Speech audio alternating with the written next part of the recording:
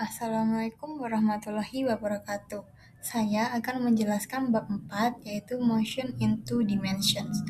Saya Sofia Tasabila Mufida dengan NIM 25523601691 dari offering D3 tugas project 1 individu. Subbab pertama 4.1 The Position, Velocity, and Acceleration Vectors. Gerak dalam dua dimensi terjadi ketika suatu benda berpindah pada bidang datar dan memiliki komponen arah pada sumbu X dan Y. Untuk menganalisisnya digunakan besaran vektor karena gerak memiliki besar dan arah. Kita mendapati tiga rumus, yaitu vektor posisi.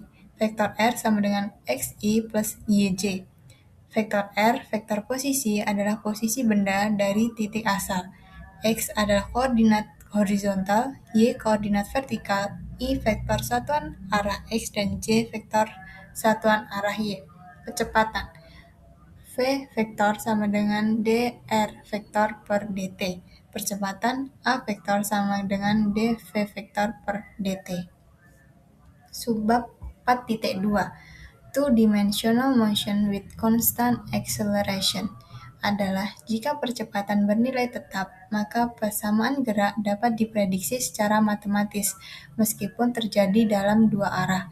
Analisis tetap dipisahkan per sumbu. Karena dipisahkan per sumbu, kita mendapati sumbu X dan Y, di mana sumbu X adalah Vx sama dengan V0x plus AX dikali T.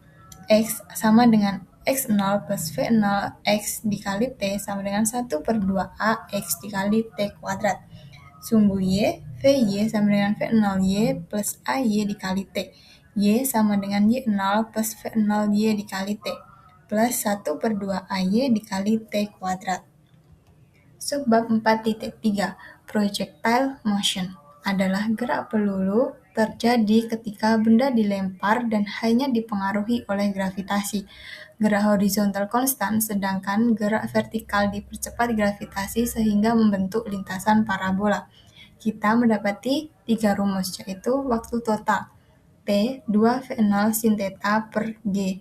Tinggi maksimum H sama dengan V kuadrat 0 sin kuadrat theta per 2 dikali gravitasi. Jangkauan R sama dengan V kuadrat 0 sin 2 theta per gravitasi. Subbab 4.4 Analisis model Particle in Uniform Circular Motion. Model ini digunakan ketika sebuah partikel bergerak dalam lintasan lingkaran dengan kelajuan tetap. Walaupun besar kecepatannya konstan, arah kecepatan terus berubah sehingga tetap ada percepatan. Karena ada perubahan arah, maka menurut hukum 2 Newton, harus ada gaya yang menyebabkan perubahan tersebut. Kita mendapati 4 rumus, yaitu percepatan sentripetal AC sama dengan V kuadrat per R, di mana AC adalah percepatan sentripetal M per S kuadrat, V adalah kelajuan linear M per S, dan R adalah jari-jari lintasan M. Gaya sentripetal hukum 2 Newton. Sigma V sama dengan M dikali A. Maka untuk gerak melingkar VC, FC sama dengan M V kuadrat per R. Keterangan FC sama dengan gaya menuju pusat M massa benda V kuadrat per R sama dengan percepatan sentripetal. Kemudian 3 hubungan dengan kecepatan sudut. AC sama dengan RW kuadrat. Keterangannya yaitu W sama dengan kecepatan sudut rad per S. Kemudian periode dan frekuensi. Periode yaitu T sama dengan 2 PR per V, frekuensi F sama dengan 1 per T. Subbab 4.5 Tangential and radial acceleration adalah pada gerak melingkar, arah kecepatan selalu berubah walaupun besar kecepatannya bisa tetap. Jika kelajuan juga berubah, maka percepatan total memiliki dua komponen yang saling tegak lurus. Kita mendapati tiga rumus. Yang pertama yaitu percepatan radial, AR sama dengan V kuadrat per R, atau dalam bentuk kecepatan sudut yaitu AR sama dengan RW kuadrat. AR adalah percepatan radial menuju pusat, V adalah percepatan kelajuan linear, R adalah jari-jari lintasan, dan W adalah kecepatan sudut. Kemudian gaya sentripetal hukum 2 Newton. atau dalam bentuk kecepatan sudut AT sama dengan dV per dt, dalam bentuk percepatan sudut AT sama dengan R dikali alfa. AT adalah percepatan tangensial dan alfa adalah percepatan sudut rad per S kuadrat. Kemudian periode dan frekuensi. Karena AR dan AT saling tegak lurus, maka percepatan total adalah A sama dengan akar A kuadrat R plus A kuadrat T. Ini menggunakan teorema Pythagoras karena kedua komponen saling tegak lurus 90 derajat. Kemudian subbab 4.6, relative velocity and relative acceleration adalah kecepatan suatu benda dapat terlihat berbeda jika diamati dari kerangka acuan yang berbeda. Oleh karena itu, kita perlu menggunakan operasi vektor untuk menentukan kecepatan relatif antara dua benda. Kita mendapati dua rumus, yaitu kecepatan relatif. Di sumbu X adalah Vx A per B sama dengan Vx A per E min Vx B per E. Sumbu Y yaitu Vy A per B sama dengan Vy A per E min Vy B per E. Di mana A adalah benda yang diamati, B pengamat, dan E kerangka acuan bumi. Kemudian, besar kecepatan relatif dihitung dengan vektor V sama dengan akar V kuadrat X plus V kuadrat Y. Vektor V A per B berarti kecepatan A relatif terhadap B. Artinya adalah bagaimana A terlihat bergerak dari sudut pandang B. Kemudian percepatan relatif. Jika kedua benda berada dalam kerangka acuan inersial tidak dipercepat, maka vektor A per B sama dengan vektor A per E min vektor A, B per E. Jika pengamat tidak mengalami percepatan, misalnya berdiri di bumi, maka vektor A per B sama dengan vektor A per E. Artinya, percepatan relatif sama dengan percepatan sebenarnya. Kemudian, kita masuk ke contoh soal 1. Sebuah ban dengan jari-jari 0,500 m berputar dengan laju konstan 200 putaran per menit atau RPM. Tentukan 1. Kecepatan linear sebuah batu kecil yang tersangkut pada tepi luar ban. 2. Percepatan batu tersebut. Jawaban kita ketahui, yaitu ban dengan jari-jari 0,500 m. Kemudian laju konstan 200 rev per menit. Jawaban yaitu 1 putaran sama dengan 2 pi rad. W sama dengan 200 dikali 2 pi rad per min. W sama dengan 200 dikali 2 yaitu 400 pi rad per min. Kemudian kita ubah ke detik. W sama dengan 400 pi per 60. W sama dengan 6,67 dikali pi yaitu 3,14. W sama dengan 20,9 rad per S.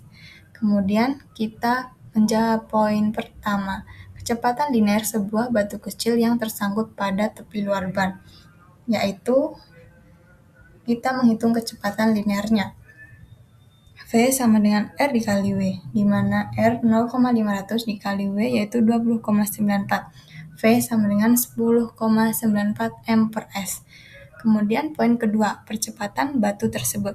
Hitung percepatan sentripetal. AC sama dengan R dikali W kuadrat, di mana R adalah 0,500 dan W adalah 20,94 kuadrat. 0,500 dikali 4, 38,5. Hasilnya kita mendapati AC sama dengan 219 ms kuadrat. Kemudian, contoh soal 2. Seorang pilot pesawat mencatat bahwa kompas menunjukkan arah tepat ke barat.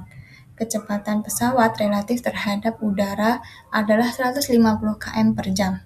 Angin bertiup dengan kecepatan 30 km per jam ke arah utara. Tentukan kecepatan pesawat relatif terhadap bumi.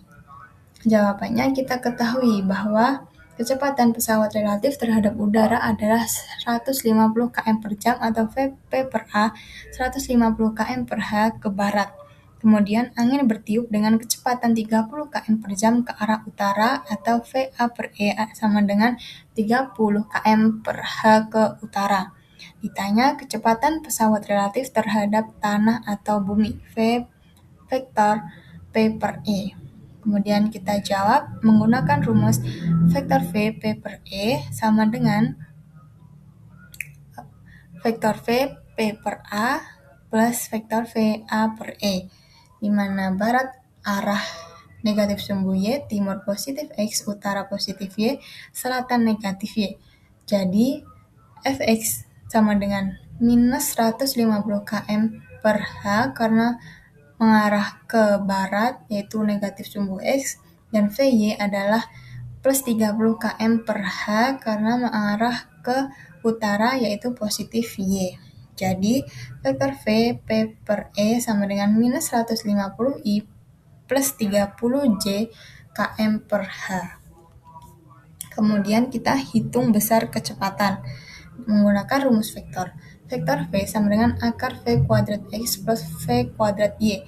V sama dengan vektor minus 150 kuadrat plus 30 kuadrat. V sama dengan akar 22500 plus 900.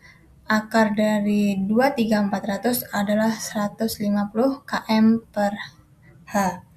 Kemudian menentukan arah gerak, yaitu tan theta sama dengan Vy per Vx.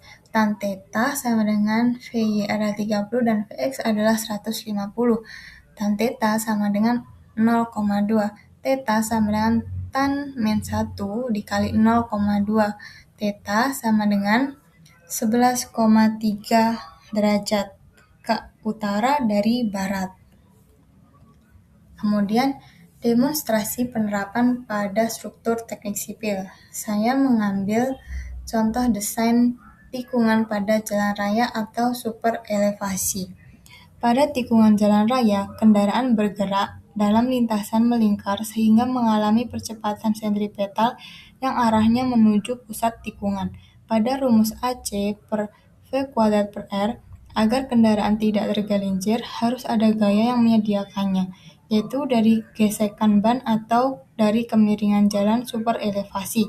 Karena itu, dalam perencanaan jalan, insinyur sipil menentukan radius tikungan dan sudut kemiringan berdasarkan hubungan tan theta sama dengan V kuadrat per R dikali G aksen, sehingga kendaraan tetap stabil dan aman saat melintas. Terima kasih, sekian presentasi dari saya mengenai bab 4. Wassalamualaikum warahmatullahi wabarakatuh.